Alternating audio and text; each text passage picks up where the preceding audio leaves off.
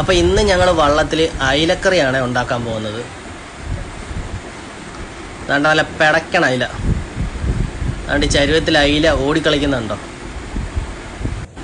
ഇനി കറി വെക്കാം. സ്റ്റൗ കത്തിച്ച് പാത്രം വെച്ച് കുറച്ച് വെളിച്ചെണ്ണ ഒഴിച്ചു കൊടുക്കാം. അതിലേക്ക് കുറച്ച് കടുക് ഇട്ട് കൊടുക്കാം. ഇനി ഇഞ്ചി വെളുത്തുള്ളി പച്ചമുളക് ഇട്ട് കൊടുക്കാം. ഇനി കുറച്ച് സവാള ഇട്ട് കൊടുക്കാം. നന്നായിട്ട് ഇളക്കിയെടുക്കാം. ഇനി കുറച്ച് തക്കാളി ഇട്ട് കൊടുക്കാം. ഇനി കുറച്ച് കറിവേപ്പില ഇട്ട് കൊടുക്കാം. ഇനി കുറച്ച് മഞ്ഞൾപ്പൊടി ഇട്ട് കൊടുക്കാം. ഇനി നന്നായിട്ട് ഇളക്കിയെടുക്കാം. ഇനി കുറച്ച് മല്ലിപ്പൊടി ഇട്ട് കൊടുക്കാം.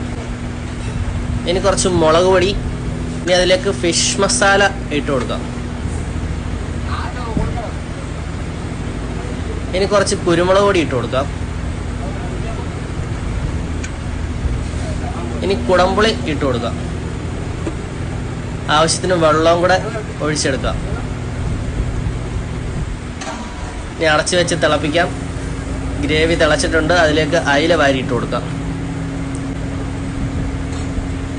എല്ലാവർക്കും ഇന്ന് നല്ല ആവശ്യത്തിന് അയിലയുണ്ട്. ഇനി കുറച്ച് കറിവേപ്പിലയും കൂടി ഇട്ട് അടച്ചു വെച്ച് വേവിച്ചെടുക്കാം.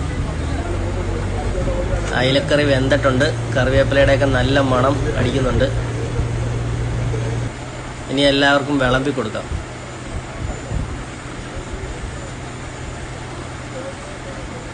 ഞങ്ങളുടെ വള്ളത്തിൽ പിന്നെ ചോറ് കുറവും മീൻ കൂടുതലും ആയിരിക്കും എല്ലാവർക്കും കൊടുക്കുന്നത്.